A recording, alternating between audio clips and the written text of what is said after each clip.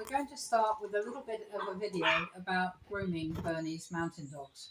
Now, ideally you should groom your Bernese at least twice a week.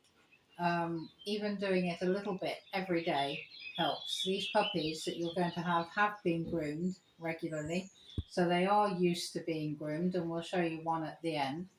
But you need a few key grooming tools to have the right tool kit. This is a very basic, like, pin brush, which you can use on a daily basis. It just goes through the coat like this, and what should happen is that when your dog is correctly groomed, you should be able to take a comb, not even this, straight through the dog's coat.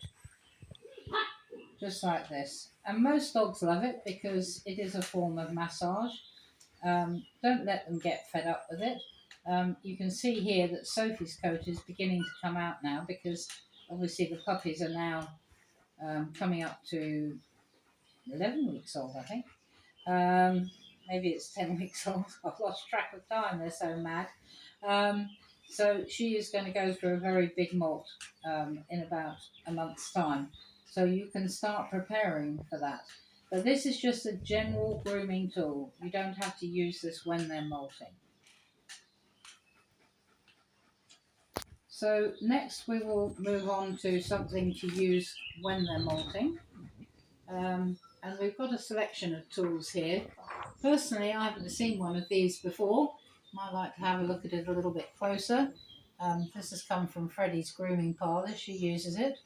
But you will see straight away when I put this through her coat how much coat comes out. This is only her undercoat. It's only their undercoat that they shed. It won't be the top coat, so they're not going to be bald. But you can see here how much is coming out just from that. And if you do that all the time when they're shedding, you won't have any issue at all. That's Anna making her presence felt. Then we have here a smaller version of the same tool. Looks like this, so you can find it on Amazon. And this does exactly the same. And always groom the coat in the way that the coat falls. So when you get to the sides of the dog, groom it down towards the ground. So like this here. Okay. Let's see, Sophie can feel the coat coming out here. She probably needs a very good groom. The tool not to use is something, and I'm not quite sure, I think it's called a fumigator, and that looks like this. This is actually called a shed it, because this damages their top coat. You can see it's a bit rusty because I haven't used it. But a lot of people get tempted to buy one of these because they're told that this takes the undercoat out. It does take the undercoat out, but it damages their top coat, so don't use that. I've just managed to cut my finger on that other tool. This is what I prefer, and some of you have seen a picture of this already. This again, easy, buy it on Amazon. And you will see if I can get Sophie to stand up. Sophie, come around here. Soph, come on, you're our model. Come here. You can see she's very wet. She's been swimming, so it's quite hot today. You will see that this very easily pulls out the undercoat. And the good thing about this is that it stays on the comb, whereas the one I showed you previously, it does tend to sort of go in the air and start collecting all around you, as opposed to staying on the tool, so you can literally just take it. But you will see she really is starting to shed now already. So there you see the undercoat stays on the tool rather than on your clothes or on your floor. So that's quite handy. And I recommend you that you all get this because I think it's a very useful tool. Now you will want a comb as well. I bought a set of scissors and combs from China, and a word of warning here, you can see I do have quite big fingers, and what I didn't take into account was the fact that the scissors made in China are all for Chinese people who have very small fingers, so it's actually very painful using the scissors. But you'll see now, here's a nice metal comb, and you can choose your metal comb, and you'll see that now will just go straight through her coat where I have groomed, and it won't really take any coat out. It is taking a little bit out, but nothing much. So your dog, perfectly groomed, you should be able to put your comb right through the dog's coat, all over it. And the two bits where it's very easy to get knotted, three bits actually. One is the ears. Spaniels, I think, particularly, are always well known for getting knots under their ears. So that's in this area here, under there. The other is their chest here. It's very easy to get knots here. I can't really demonstrate that because she's soaking wet. And also in her trousers, which obviously are around her bum area. And the fourth area, I guess, is also her tail. Those are the areas to really look out. And if I say they don't like one part of them being groomed, it will probably be their tail in most cases. And I don't really know why. Anna's making her presence felt again. So that's the basic grooming tips and hints and tools. Now also you will need a nice brush as well.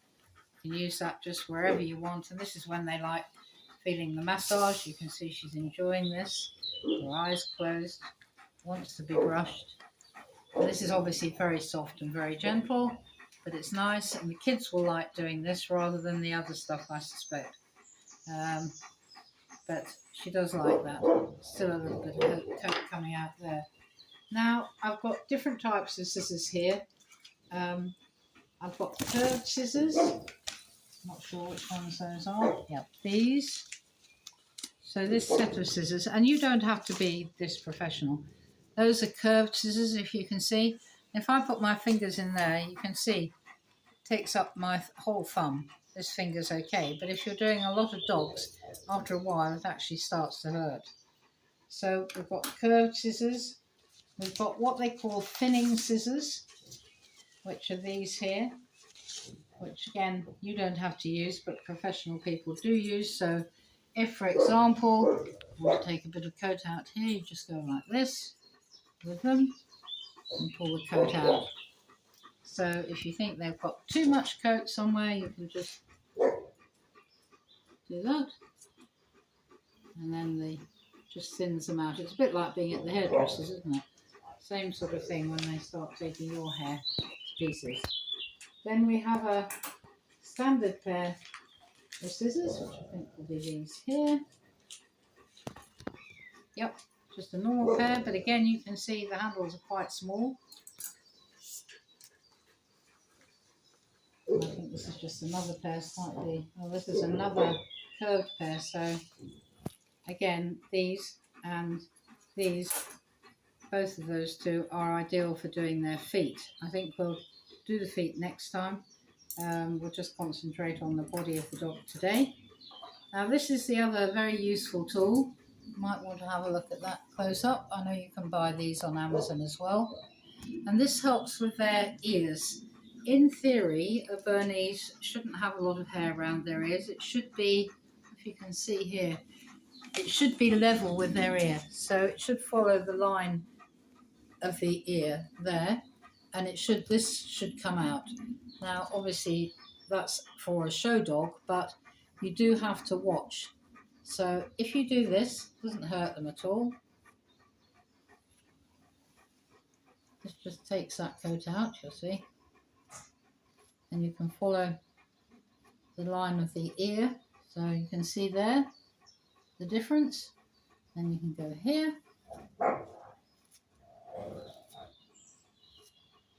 Probably hear Sabi arguing about the bone in the background. Now when you get your puppy, you will see that for a while it has very fuzzy ears. Most people leave them. I would leave them, but just make sure you groom them so that particularly underneath here you don't have a problem and you don't get matted hair. That's the key thing. You don't have to do this. I do it with mine because I like them to have ears that look like ears. At times you look at it and you think you can't see their ears. So it's quite nice, and all you have to do is just pull it like this. It just very easily pulls the hair out and just follow the line of the ear. You can do it over a few days. You don't have to bore the dog and make her sit there and put up with it for a long time. While we're on the subject of ears, obviously their ears need cleaning.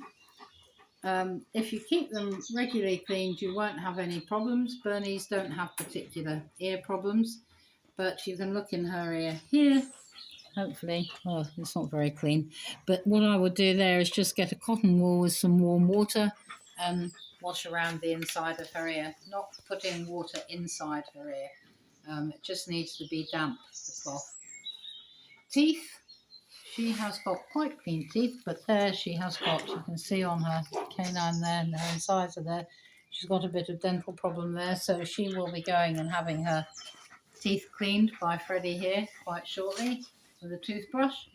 A lot of people use these dentist sticks and say that they help keep a dog's teeth clean. I don't think they do. I don't think they do anything. They like them as a chew, but I think you're better to let your groomer do that, or you get some toothpaste and do it yourself. And if they get used to you doing it regularly, say once a month, once every couple of months, you won't have any problem at all.